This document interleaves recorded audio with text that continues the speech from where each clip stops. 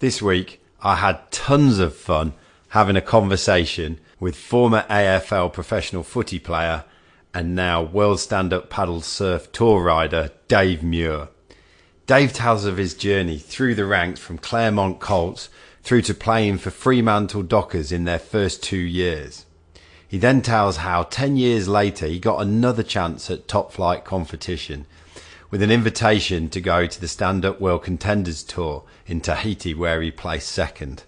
Since then he's gone on to be one of the longest competing riders and has surfed locations such as Teahupo'o in Tahiti, where he's won, and also sunsets at Hawaii.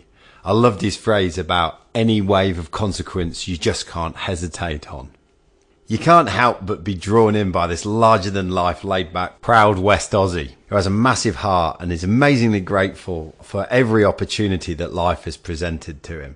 There's much to learn from appreciating and capitalising on every opportunity you get, and there's a lot of really fun stories chucked in there as well.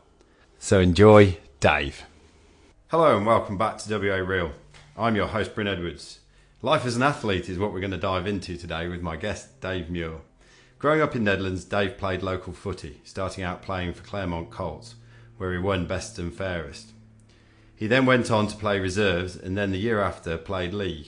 He was drafted to the Eagles, then North Melbourne, and then he played the first 2 years for the Fremantle Dockers. In the background, Dave surfed his whole life, and in 2009, at the age of 38, Dave was invited to the Stand-Up World Contender Tour. He came second in Tahiti, then in 2010 he went back to Tahiti and won it. Since then, Dave has continued to compete on the World Tour. Dave, welcome to the show. Good morning. How are you, mate? Good morning. It's afternoon. Afternoon. There you go. So as I said at the start, and it's one of the questions I always ask my guest, is because it's called WA Real. You grew up here in Western Australia. Not all of us did.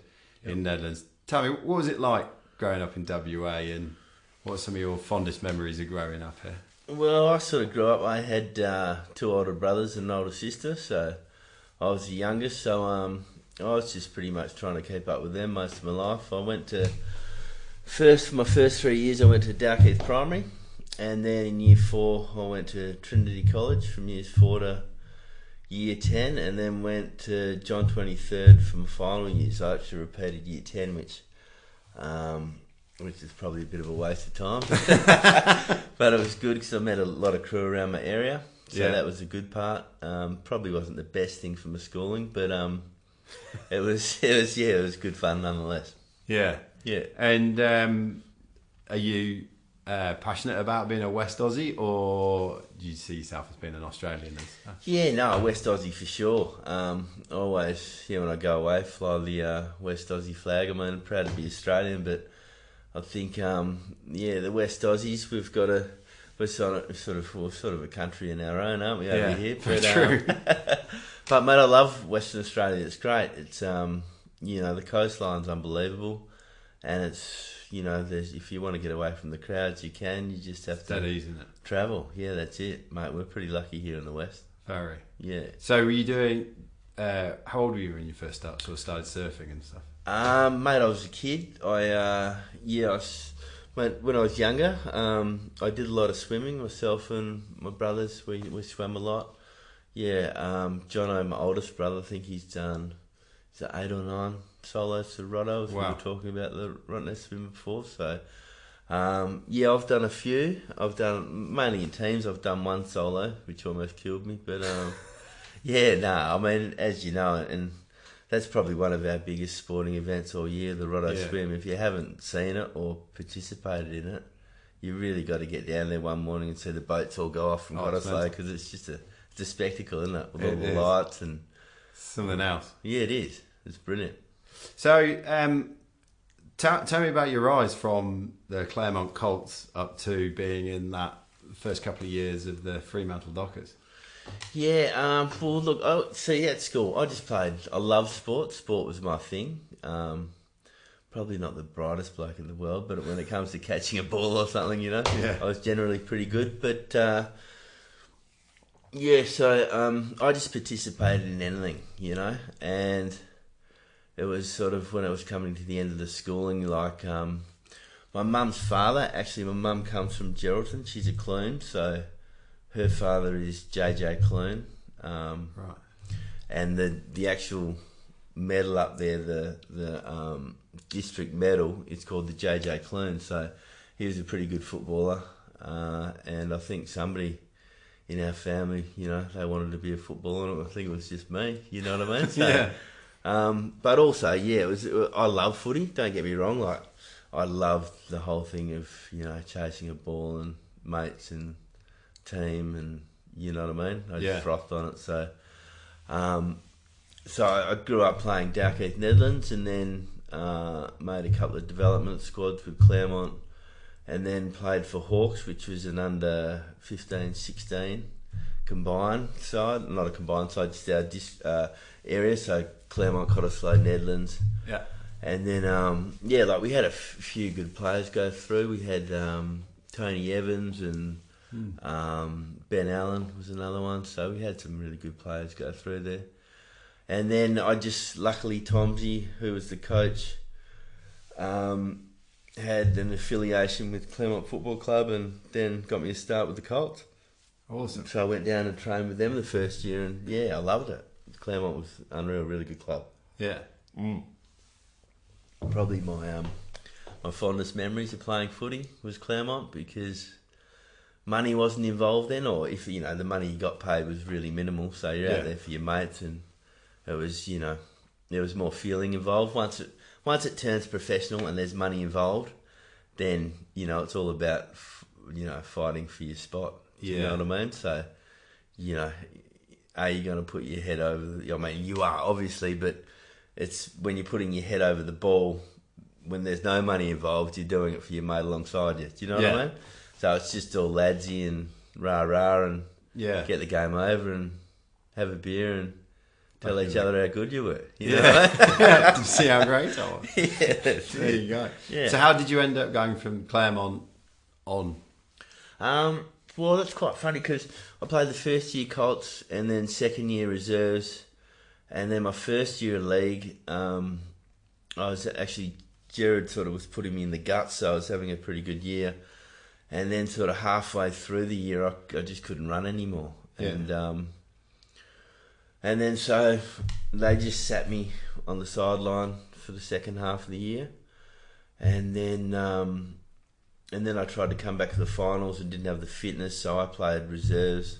The Colts won the flag in 91, and then the league won, and then the Resies lost, so I sort of missed out on the fame and a medal that year. But then I tried to come back the next year, and it actually ended up I had a stress fracture in my navicular, which is in my foot. Yeah. So they bone grafted my hip to my foot.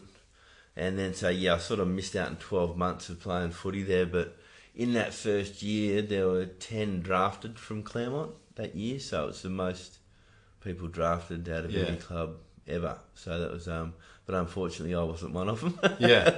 But it was I'm just saying that's how much depth there was in that side, like we had such a good team. And Claremont at that time, was, strongest in the comp. And we won a few flags over that era. Yeah, they won the 91, 93, 96. Yeah. So, I was lucky enough to play in the 93, 96, but missed out on the 91. But mate, it was just the culture behind the club and the boys, and just the feeling that everyone had for each other, and for Neesham as well. Like, Neesham was such a good coach, and top bloke. He was a great bloke, Joe. So you had the injury, and then what happened? You sort of trained hard and came back. Yeah, and then halfway through the year, sort of came back, and then got picked up in. So I was a bit older then. How old was I? I was probably about 23 when I got picked up in the 93 draft. So and it was quite bizarre, because I played for Hawks, in juniors, and we all had our names. Like, I was Crazy Chris Mew, wore number 2, and then we had. So everyone had their name and number, what I mean? So and mate, until this day, the best grand final I've ever seen was the 89 grand final between Hawks and Geelong. Yeah. So I sort of idolised Hawthorn. Yeah. And then Alan Jeans came over, and she came to my parents' place and sat in my mum and dad's living room, and we had a good chat, and I told him how much I loved Hawthorn and everything else, and he goes, right, well, we'll pick you up later on in the draft, you know what I mean? But we'll definitely pick you up. I was like, you beauty. Yeah. And then the What was that like? Eagles. Oh, mate. Well, I was hoping to be picked up by, and then the Eagles picked me up. So Right. and at the time, I couldn't stand the Eagles because I was a Hawthorn supporter. You know what I mean? Like, I mean, when I say couldn't stand them, you know, they were a local team, and you know, obviously, I knew a couple of guys there, but I didn't want to play there. I wanted to go to Melbourne and experience the whole Melbourne footy scene, thing. And because that's what you grow up. I mean, grew up watching the Winners, and that show to me was like, I mean, you just hung out every Sunday to watch the Winners. You know what I mean? So, going to Melbourne, I was really hoping to do, but the Eagles picked me up, in '93. So, and then they won the flag in '92, '94. So, you know, they wanted me to play midfield, and they're the best midfield in the country. So, good luck at getting a game, you know. And you didn't really, did you? No, I didn't. They dropped me off the list, and then I got picked up on North Melbourne and went to North Melbourne for the year. And then Jared come across halfway through the year and said that he sort of got the job and would I be interested in coming back? And I was like, absolutely. This was for... That was when I was at North Melbourne. Yeah. To come back with when Fremantle Dockers started. Yeah. Yeah. So I come back and played there in 95, 96. And what was that like to play for a brand new team? Oh, it was awesome, mate. It was unreal. Was it much like back at Claremont? Yeah, look, there, and you know what, people ask me that, and it was in a sense because we had a lot of Claremont players, and ex-Claremont players there, and it was Neesham, but it wasn't because Jared didn't have the full control of it. He had, at Claremont he just ran the whole show, whereas here he had other people like assistant coaches, and it was professional, so he couldn't be as matey with the boys, and you know what I mean? Because, we all, at Claremont, once the game was over, we were drinking beers and having a good time together, whereas at that next level, he sort of had to distance himself a bit. Yeah. He was the coach, and then, as it does, when everything becomes more professional. What were some of the big things that you learned during that time playing footy? Wow, what did I learn? Well, you learnt how to keep fit. Yeah. And mate, I had a big problem with soft tissue injury. I kept breaking down. So, mate, the hardest thing is, and this is the thing, like, we were in the second year at Fremantle, we were the first club to go full time. So we were there from 7 a.m. till 1 o'clock in the arvo. And then we were back there from 4 o'clock in the arvo till 7:30 at night. Right. So you were one of the first teams to be doing that. We were the first team in the AFL to do it. Right. Yep. And mate, it was hardcore. Like you just wanted the season to come around to play a game. So your whole life was devoted to footy, and that's what I was saying, like when you get injured, to keep that positive frame of mind and just to rehabilitate your injury and keep focused. And then it was really hard to keep that motivation, do you know what I mean?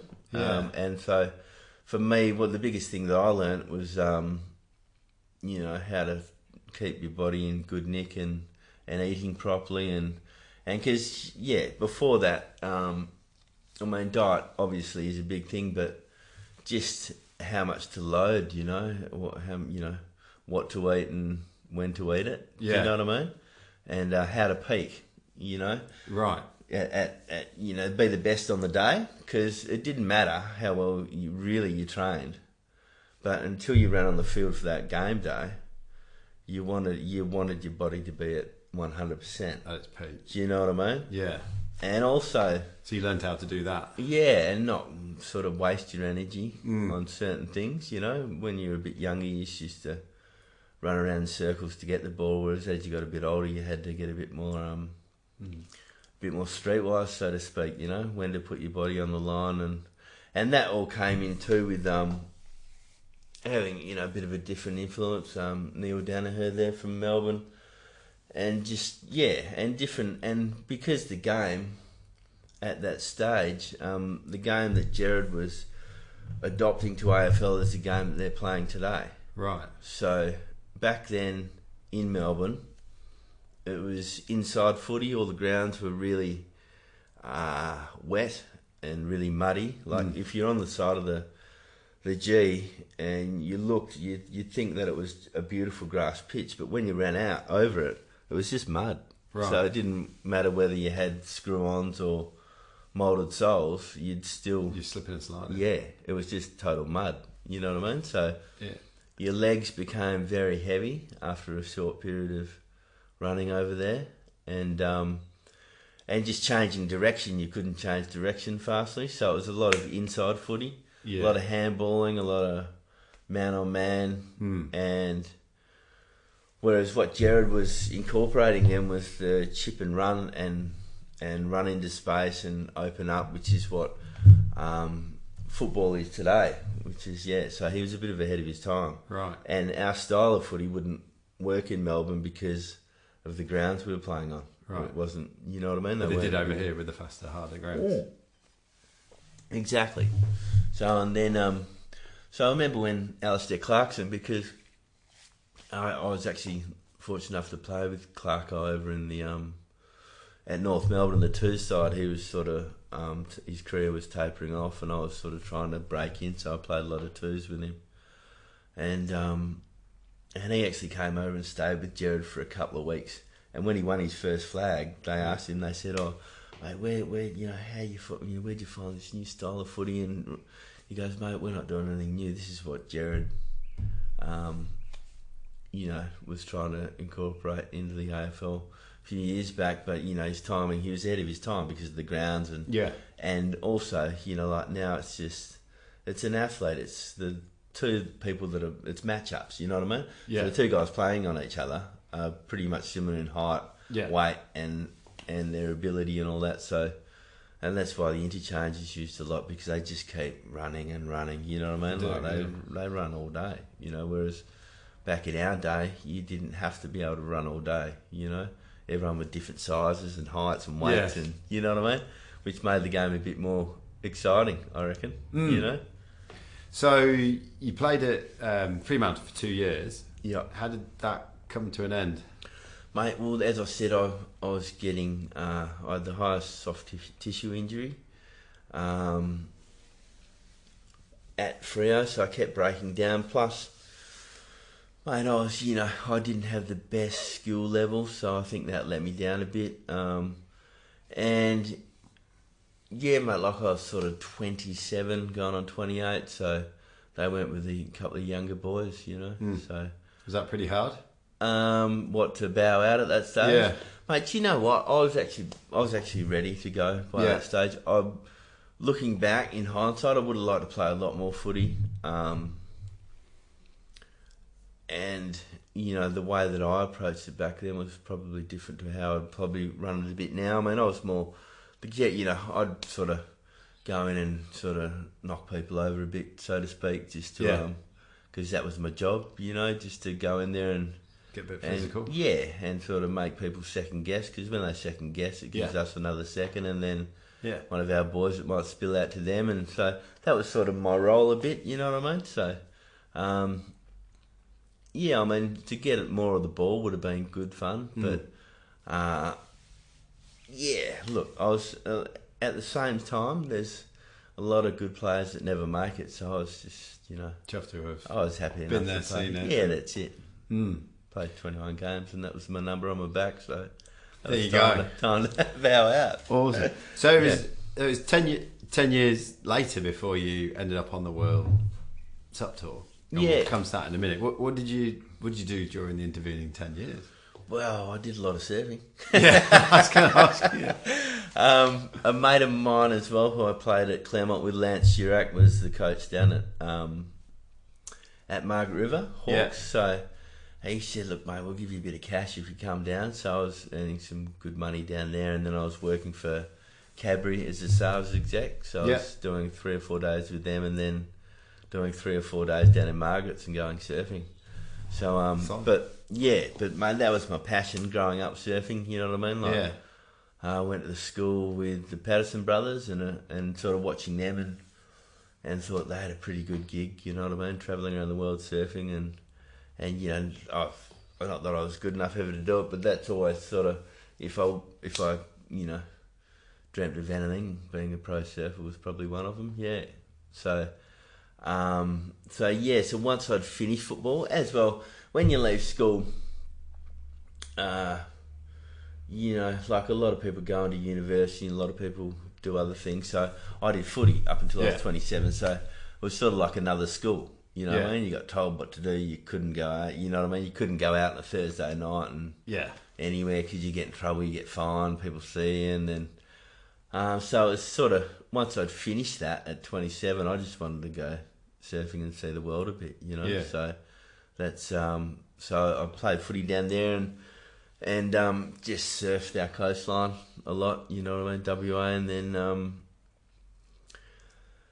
and yeah, that's pretty much all I did was just go surfing and work, When did you first ever go on a stand-up paddle then? That was a couple of years before, so probably about 2007. So that's quite early at that point. There wasn't many around. No, there weren't. And being living in Perth, all we've got is small waves. Like, I get over to Rottnest a bit and down south and up north, where there are good waves. But when you know, like I was, 35 sort of thing, 30, 36, and I put on a couple of kilos, and the small waves weren't really exciting me. And then you got little kids doing little 360 airs next to you, and you just can't go away. You know what I mean? It makes me feel old. And then a couple of my mates were doing it down south, and they said, "Dave, you need to get one of these. This will, get you back in the water and get you frothing again, get your fitness level up, and then when the good days come, jump back on the shortboard." So I thought, well, that was a great idea. Did you get? It's quite interesting because it would have been like nowadays you can go down and you can see stand-up paddles everywhere. That must have been quite a new thing. Did you get much shit from other surfers at that point? Oh yeah, absolutely. And the boards we were riding back there too. Like my first board was a 12-foot lead, so it was like 5.5 inches thick, and it was 12 foot long, and 32 inches wide. So I mean, I don't know. And they didn't have litres back then, Like now, as you know, all the boards are in literage. Yeah, they didn't have that back then. So we were just on these death machines pretty much, and the worst thing was if you pulled into a barrel and the lip grabbed you by the head and threw you over, you were guaranteed of copping the board somewhere. And that's a lot of board. There's 12 foot of it. You couldn't get away from it, you know what I mean? Yeah. So, and if you tried to run forward and dive over the front, your leg rope foam and stopped you. Like the leg rope wasn't long enough to get over the nose of the board, you know what I mean? Like it was hard to find a 12-foot leg rope back in those days. So, look, I mean, and being into your sport, everyone was into us, a lot of people. But to be honest with you, when I was starting, I didn't really paddle around surfers, because I didn't want to be that guy, and B, I didn't want to hurt anyone. Yeah. So it's 12 foot. Yeah, that's it. Strapped to you. That's it, exactly. So I've always been mindful of that when I'm with surfers is I don't want to go out and make enemies, because it's the place I love being is in the water, and we all go to the water to get away from our, what's stressing us on land, or it's our little getaway, It is, and there's nothing worse than sitting there or standing there and someone turns up and they've just brought their attitude from work out, and it's just like, exactly. Put it back. Oh, it did, exactly. Put it back. That's dead right. So, your mates get you into it. How do we go from there to an invite on the world tour? Well, I'd actually lost my licence at that stage, so I was doing month on month off up in Port Hedland on the DN30, which was a support vessel for Leonardo da Vinci, which was dredging out the harbour for BHP and Fortescue for berths up there. So I was spending a lot of time in Indo and surfing Ulus a lot, getting some photos, and then this one day I was actually back here. I was down at Margaret River, and it was absolutely pumping. And I looked out and saw there was no one out at the bommy. It was perfect, sort of 10, 12 foot, and I just paddled out. And the very first wave, I sort of wasn't one of the bigger ones. It hit the inside and I just pulled up under it, and it was probably one of the best barrels I've ever had on a stand-up to date. And just got barreled off my head and then spat out, and then went back out and got a bit cocky on the next one and faded the bottom turn. And as I'm bottom turning, the lip came over my head and landed in the middle of my board and snapped it. So snapped it? No. Damn. And just went in, and there was a guy by the name of Scott McKercher in the car park who he said, "Oh mate, it's a bummer." I was like, yeah. And I sort of recognised him, but I didn't really know Scotty too well at that stage. He was a windsurfer, and one of my sister's friends, Jane Seaman, who's a big windsurfer, she's sort of mates with him, and sort of knew who he was because he'd won a world title windsurfing. Yeah. And then I got a phone call about a week later saying, and it was Harry, a mate who knew Scotty, and just said, was I interested in a new board? And I was like, is this a trick question? You know what I mean? Like, I haven't got a board. And then so I went down to Scotty's. He said, come down. I got 9 demos there, come down and pick one. So I went and picked one, and then I think I'd snapped that in the first week. And he's like, sheep. All right, come back. So I went back and got another one, and then it just went from there. And then he started giving us boards, and then a few months later, I got a phone call saying, did I want to go to Tahiti to represent Australia and be on the international team for the first Contenders Tour, which was the Contenders Tour for the World Tour in Tahiti. And there was a team of Hawaiians, and then Tahitians, and then four of us made up the international team. So there were 12 of us. What was that like to receive that call? I was like, are you kidding? Is it? Will I go? How similar was that between that and then when you had the guy from Hawks sitting in your mum and dad's? Oh yeah, it was surreal. Exactly, that's it. Like, you know what I mean? Alan Jeans, if anyone knows footy, he's probably one of the best coaches ever to coach. And Hawthorn was and mate, to me that was when footy was footy. So for me growing up, like, you know what I mean, I was idolising him. So that for me, and well, mate, they're both pretty surreal because to go to represent your country over in Teahupo'o, and especially going to Tahiti because that was like the heaviest wave on the planet at that stage. So it was just like, wow, yeah, I'd love to go, Yeah. But sort of, do I really want to go? Do you really want to go? So in researching for this, I actually saw a little YouTube clip, I think, when you just won the first 2 heats. And you look pretty focused. Yeah, mate. No, look, it's and the thing was too, like, so leading up to that, we had a week there already, and there were no waves at all.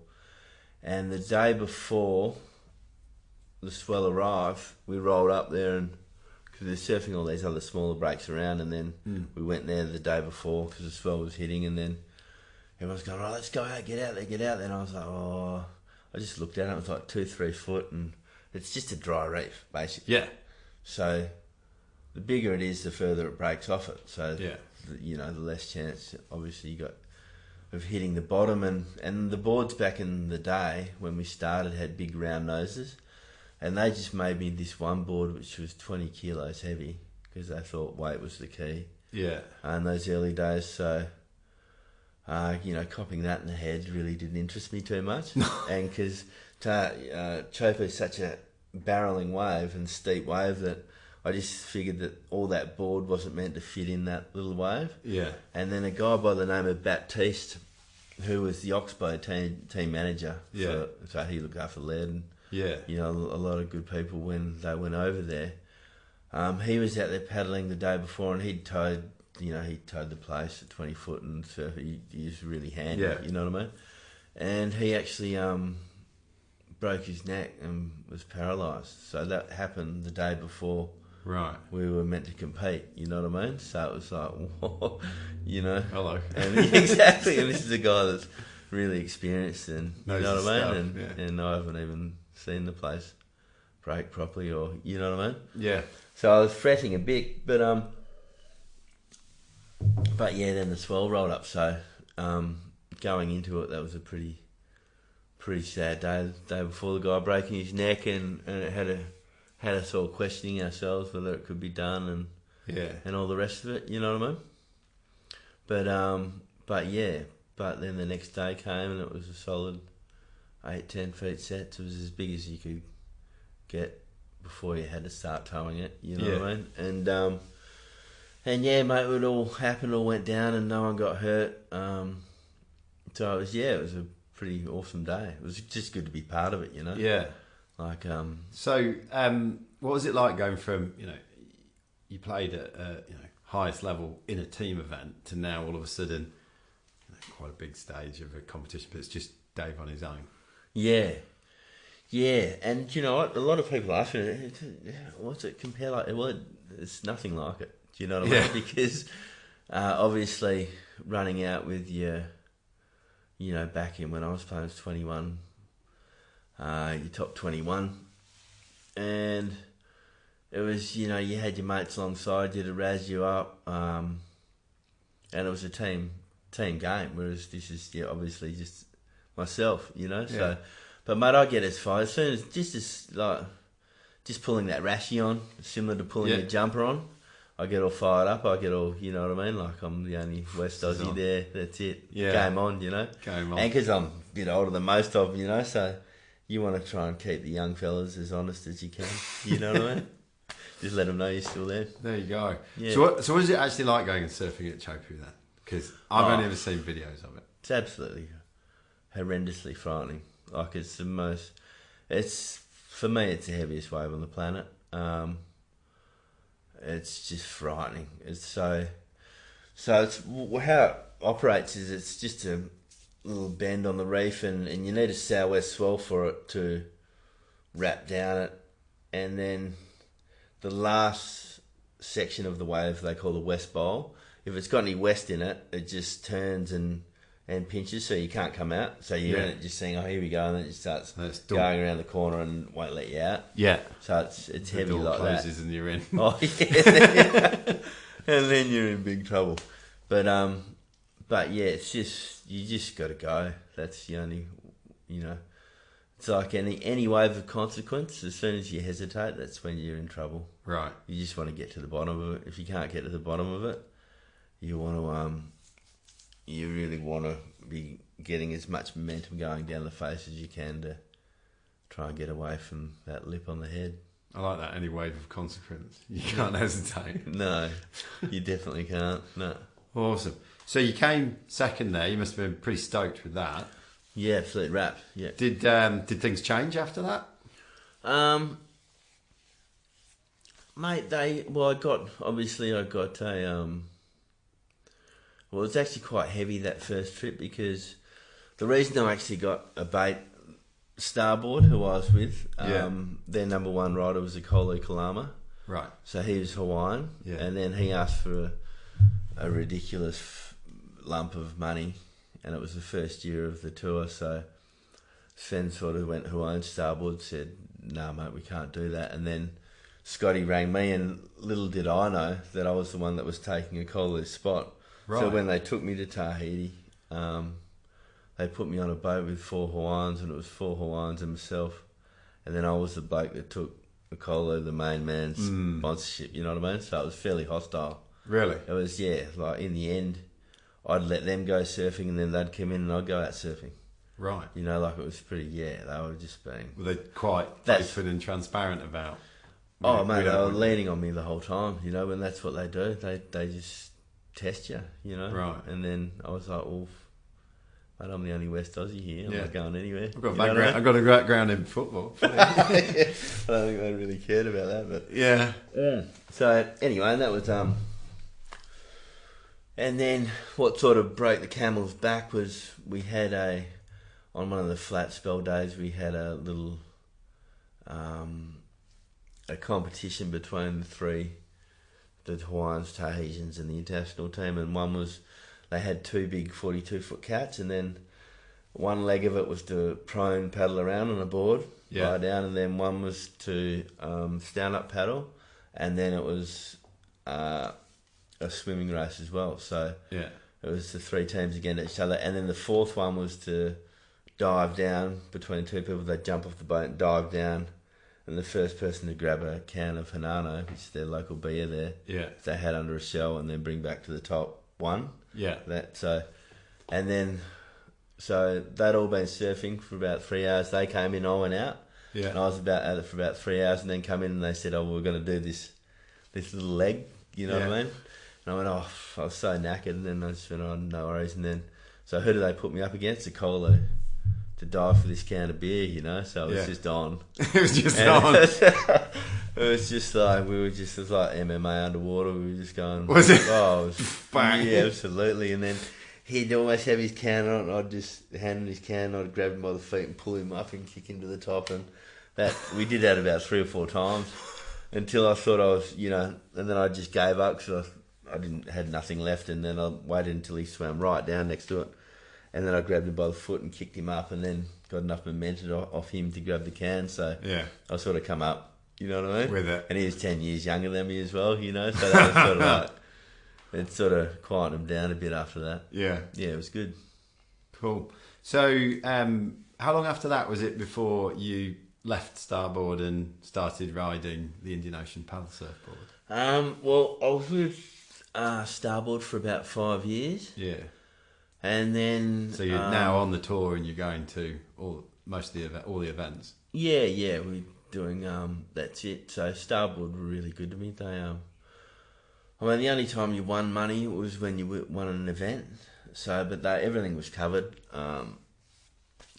Airfares, your accommodation, all your boards, and then they'd give you about 10 boards a year, which would be worth about $3,000 each. So you that's how you got your money. You sold your boards, and that sort of propped you up a bit for the year. You know what I mean? And I'd sort of then, after 5 years, we were actually in the Caribbean, and the top 16 in the world got to go on the Location X tour, which was the British Virgin Islands. So halfway through that, Starboard contacted me and said, look, we're going to let you go. And I was actually already looking for someone else, because the boards that I were riding were just... So the demographic of the sport were mainly middle-aged men, right? Yeah. So the boards that they were making, and their main board was the Whopper, which is this big rounded nose thing. So all the boards I were riding weren't performance boards, and then they were making these, pointy nosed little smaller boards for the younger kids. But as far as sales, those little boards for little kids weren't selling. The boards that were selling were for the big older blokes. Yeah, the Whopper. So that's it. So they were giving me the boards, and sending me to places like Teahupo'o, which was just, these boards weren't made for the waves. You know what I mean? But that was my job, to make them look like they worked. But as far as me competing against them, I couldn't compete against them on these boards. Right. So they weren't making me the boards, So I was getting fed up at the stage, whereas, it was all good fun and that, but I actually wanted to see if I could win another comp, you know what I mean? So, and be competitive, So, to Marshall, who was my parents live in Netherlands, and then the Captain Sterling shopping centre, there's a fish and chip shop. Yeah. And a guy there called Marshall, he owned it, and he started doing paddle boards, and then I'd go in there and say, mate, when are you going to come and, surf me? And I was going, I'd think to myself, why the hell would I go to you? You know what I mean? Yeah. And then in the end, I just went down and said, well, what are you going to make me a board that I want to ride? He said, mate, we'll make you whatever you want. And then, so he sent me the first board he made for me. It was at Sunset Beach, and I think on the biggest day, the last heat of the day, I was up against Kai Lenny, he's pretty much the best boarderman in the world. Like he's top 5 in 4 or 5 different disciplines in the world, like windsurfing and all that. So he's the man, you know what I mean? Yeah. And then I had Justin Holland, who's a Queenslander, and then I was on a brand new Indian Ocean, and then I actually managed to... I got a 7.6 and then a 9.17, so I ended up winning the heat, on this new board. So, mate, we were pretty happy that that the boards were working, and and that it was actually pumping, because when the waves are good, I'm sort of got a little bit of a shot against everyone, or I've got a pretty good chance. But when the waves are small, it's hard work. Yeah, it is, and the kids are a lot more agile on that. But kids, I love it. So that was awesome. It was a big fist pump for Marshall and myself that firstly he could produce a board that would be competitive, and that I'd actually come back with my local fish and chip shop guy, and we're beating the best brands in the world. It was pretty exciting. Yeah. But but then the next day I come back, I got knocked out in the quarterfinals, I think. So it was a bit disappointing, but it had backed off, and I actually only went over with one board because that's all the time we had to make it, Yeah. So I was on a. And how's that progressed since? Oh mate, the boards are just and even the ones now, they're like, I just snapped one recently on the really big swell we had, and that board was the best board. It's like I was on a surfboard. It's the best board I've ever ridden. So the rails are getting really low, and it's all just figuring out how many, and the different constructions as well. So the epoxy gives you more flotation. Yeah. So you got to figure out, like when you're pretty good, or when you're good at the top level, you're generally about 1 litre a kilo. That's the ratio. But with these epoxies, you can have like 5 or 6 litres less. Right. So we're just getting to the stage where we're just really fine tuning the amount of litres you have, and just the specific rails. Yeah, like as I said, really low rails the whole way through the board. And because with a paddleboard too, as soon as you really want to turn a board, you need a nice, refined, tight, pulled-in tail. Yeah. But with stand-up paddle, you can't have it too small because then the board starts rolling and it becomes really unstable. Yeah. So it's a really fine line to getting one that turns and works. As well as you can stand on it. Yeah, because you gotta actually catch the wave. Like when you get out there. Yeah, that's it, exactly. But when you're competing, that's the hardest thing, because you still got to have that agility to see a wave and run and beat a guy to the wave. So you can't go too small, because then they just paddle circles around you. Yeah. So it's a real fine line. Yeah. I wouldn't say it's quite as much as Formula One, but it's on there. It's getting there. Yeah. I actually chucked a message to Marshall the other day telling him that I was going to do a podcast with you, and all he said was get Dave to tell a story about when he had to pick someone up on the way back from Rottnest. Pick someone up for Rottnest. Oh, good on you, Marshall. Yeah, no, that was look, what had happened was I'd found this guy down he was running by the name of John Geordie, and he was making boats, Sea Vision boats down in O'Connor. So a mate of mine came to me and said, "Oh, look, could you?" Because I already had a little south wind and knew a bit about boats. He said, "Can you come down and have a look at this boat?" I said, "No worries." So I'd put down a deposit on one of these things before him because I liked them so much, and then I ended up selling them for him. But he actually modified the console for me, so he made it smaller, which with a centre console, your cable throttles go inside of your console through the floor of your hull. Yeah. And then, if you get water on the deck, it's a self-draining deck, Whereas my cables were going on the outside of my console straight into the floor of my hull. And I thought that was watertight, but it was letting water in.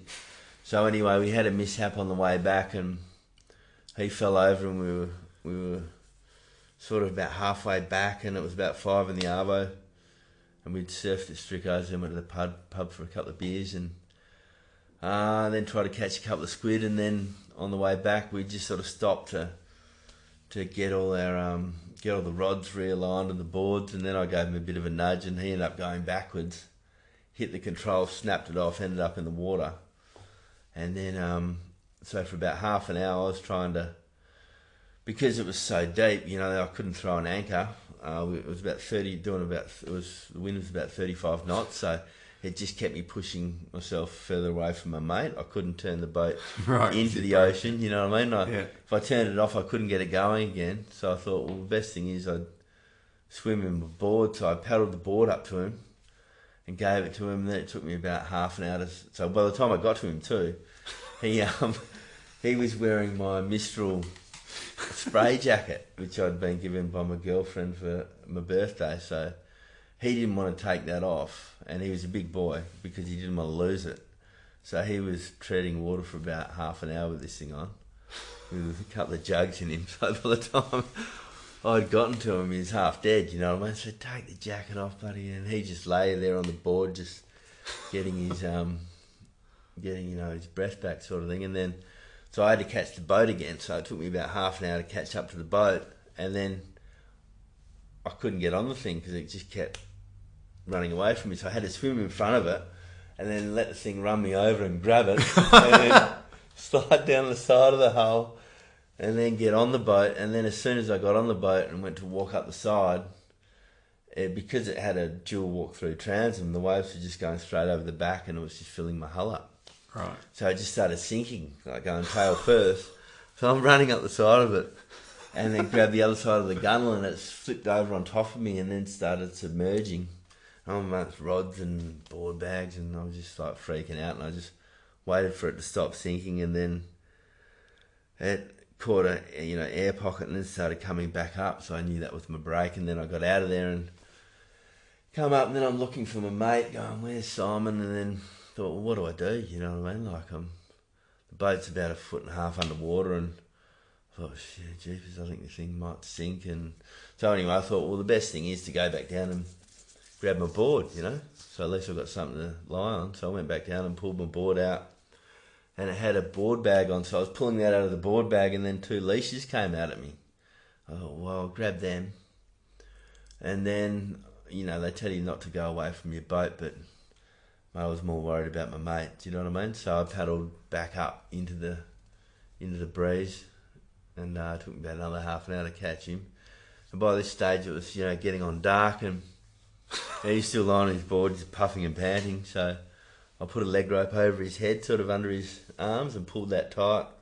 Then attached that to the other leg rope, and then put that one on my leg. So then I swung with the southwest, and I'd get a run up, and I'd start sort of body, you know, on my surfboard, start sort of body surfing down it, and then the leg ropes would go tight, and then it'd pull him. So we sort of bungeed back towards the coast, you know what I mean? And then about 1 kilometre or 1.5 kilometres off, at about 11:30 at night, it decided to turn offshore. So it blew straight into us. And by that stage, I was just like, Dolty, mate, you got to paddle your own, you know what I mean, from here, because it was just too much. And then so he grew up in Swanbourne.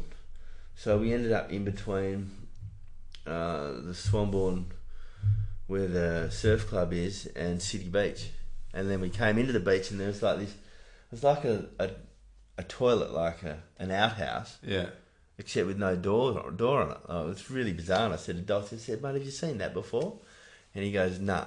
So I'd figured, well, because he'd grown up surfing there his whole life down at Nudie. So that's where, you know, we used to surf a bit, and he grew up there. So I thought, well, we must be closer to City Beach.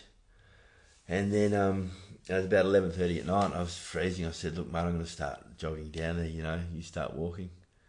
And then, so I started jogging down, and he walked back, and then... what was the boat? Well, I thought that it had sunk. So, and the worst part was, I hadn't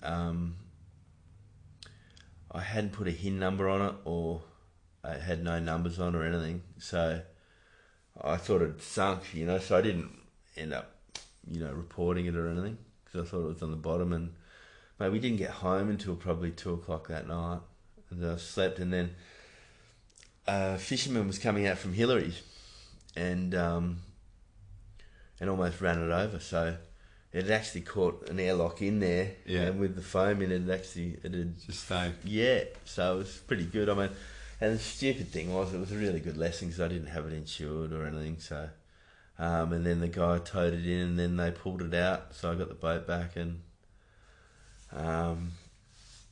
Yeah, it was. I mean, it's pretty embarrassing, obviously. Thanks for sharing. But the main thing was that my mate was all right. Yeah. That would have been my big one. I mean, if I'd lost my mate, then Yeah. But at the end of the day, if you lose your boat from being a clown, then that's all right. It's a life lesson. That's it. There you go. Yeah. So how have you, like through footy and many years being on the surf tour, how have you managed to keep yourself in shape?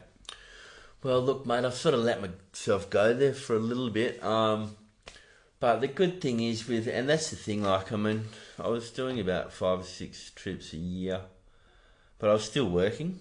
Do you know what I mean? So, I was, doing month on month off on a boat, so keeping my fitness level was quite hard. But these boards, you don't need to be super overly fit, you know what I mean? I mean, you do, but you can still sort of pull it off, and you've got water safety there to help you out if you did knock yourself out. That's the best thing that I like about it. I mean, would I go to, surfing Teahupo'o and places like this in Sunset on a stand-up, it's nice to know you got someone there that's going to pull you out if you do. Yeah, if you get in big trouble, you know what I mean? So it's about like you wouldn't want to swim to Rottnest. Well, some people do it, and I've got friends who do it, but I don't mind swimming to Rottnest on the Rottnest swim day because you've got all the kit there to look after you. Yeah, so absolutely. it must be the same. Yeah, that's it. That's it. So, and like I was swimming laps up there in the pool, and I've always had a pretty good base fitness, and I've always been pretty good with the water. So, so I mean that sort of, I mean I would have loved to have had a crack at it with full sponsorship and being with because half the guys do that. That's all they do. They just compete and get money and just go paddling every day. But I haven't had that luxury. But at the same time, mate, I'm just stoked to have been given the opportunity. Yeah. As a lot of people don't get the chance. So for me at 38 to get a chance, it was like, well, here we go. And yeah, mate, and even today, I'm sort of the only one still there that is competing right from the start. So I think it's what I'm up to in my 8th year. So I'd like to just, I'll only do the bigger wave events. I'd like to get to 10 years and then, and just that's my personal goal. That's what I've sort of said to myself, and if I can do that, I'll be really happy. 10 years and get back on the podium. And then, well, mate, wouldn't that be awesome? But I'm a realist. I mean, look at me, I'm 47, but there you go. Yeah, I mean, that would just be the icing on the cake, wouldn't it? Yeah. But mate, just to roll up and be competitive, I think that's the main thing, isn't it? Yeah. Just to, just to go to those great places and ride those waves and stuff. Yeah, mate. I mean, who gets to go to Tahiti? You know what I mean? Yeah, I know. It's awesome. I love it. There you go. Yeah. So, what are some of your big, over the years with the footy and the surfing, what are some of the big, life learning lessons that you've got out of all of this? Life learning or highlights? Bit of both, then. Bit of both.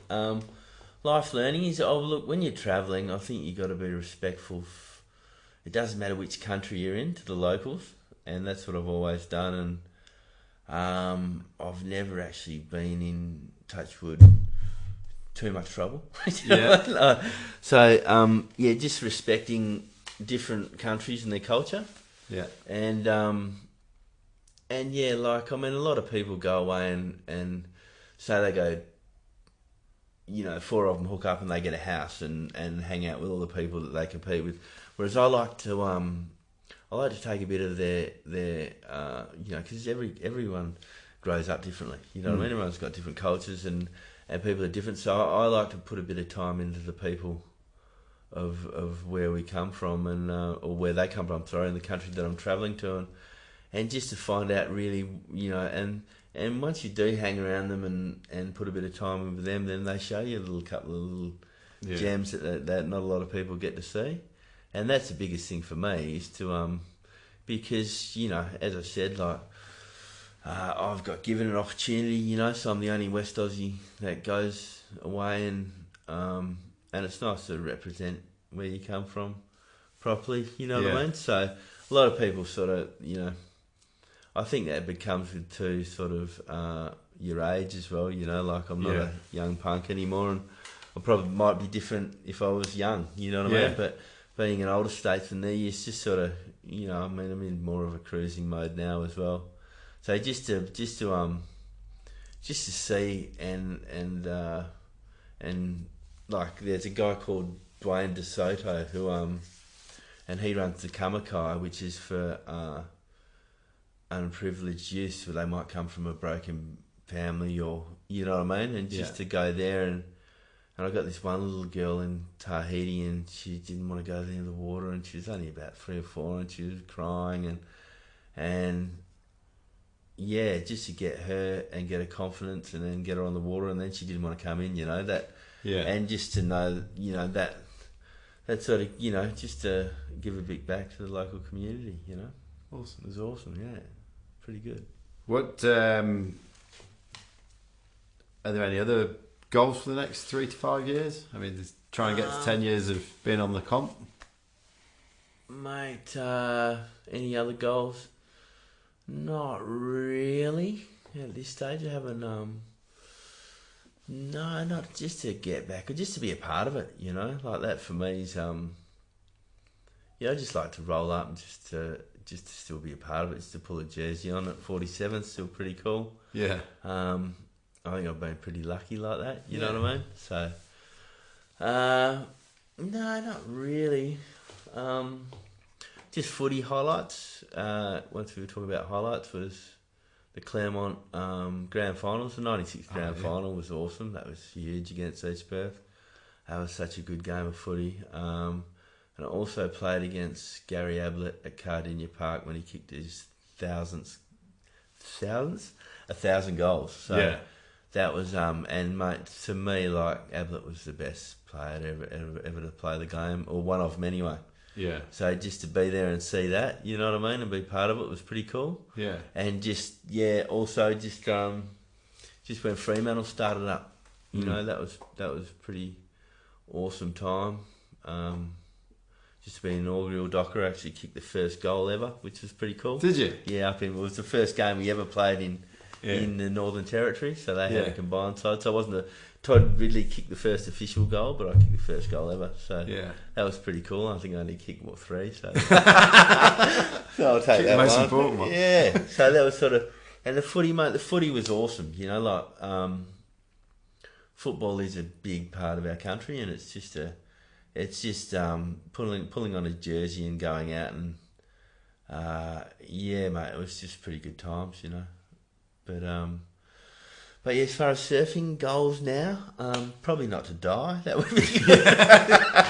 Because, as I said, not getting any younger. But mate, I'd just like to I've just started really, for the first time, started training again. I've just started getting back in the gym. Yeah. Because, as you know, mate, once you sort of turn 40, you start dropping off a bit unless you start. That's it, you know. It's like swimming Dorado. You can't swim Dorado anymore. You gotta do the yards. Yeah. So, mate, so just to try and get the body back up to speed. And one last goal, I would love to win the Rottnest comp. I've never won that. Yeah. And I came second the other year, but that would be before I sort of retire. That would be, you know, and the reality of that again, like, we've got some pretty good kids nationally, so we'll see how it goes, mate. You know, just for me, really, is just rolling up and still being able to pull on a jersey and be healthy. You know, be competitive. Well, that's it. Just not look like you shouldn't not be there. You know? That's the main one. If you could go back and have a chat with Dave right at the start when he's just about to start playing footy at Claremont Colts and give him a piece of advice from here, what would that be? What would that be? Mate, well, as I've said, for me, the longevity was a big one for me. Like, I'd just see the ball and just want to bulldog it, you know. I'd go as hard at the ball or as hard at the bloke.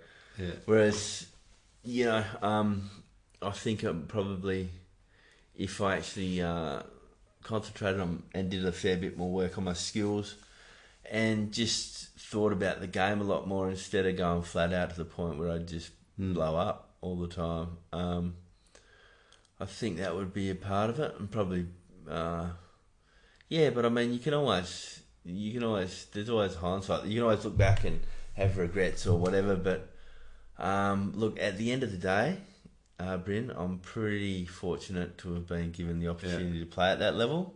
So a lot of people don't. So, I mean, the good thing for me also was seeing the 3 different clubs. So the Eagles, which were premiers in 92, 94, I went there in 93, then North Melbourne in 94, which, Carey and all the boys were there. They had, their squad was unbelievable. Out of the 42, I think Troy Polak, so when I rolled up, the general manager picked me up with Troy Polak, who is a West Aussie, and he's actually one of my good friends these days. His brother Graham got hit by the tram. I don't know if you remember him. Oh, yeah. But he ended up coming back to play a couple of games at Richmond, so that was a really good comeback over 12 months or something.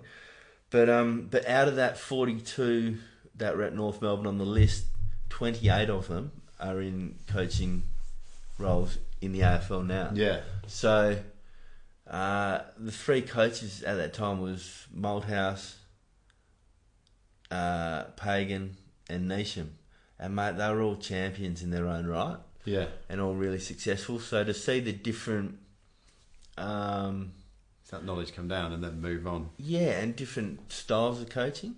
Do you know what I mean? Like Pagan was such a Melbourne-based coach where everything was inside footy, so really quick hands. Yeah, which and a lot of physical body on body, whereas Neesham was more, with eyes up, vision up, lights on. Create space, run into space, never stop, second, third efforts, which, the 2 styles were totally different, Yeah.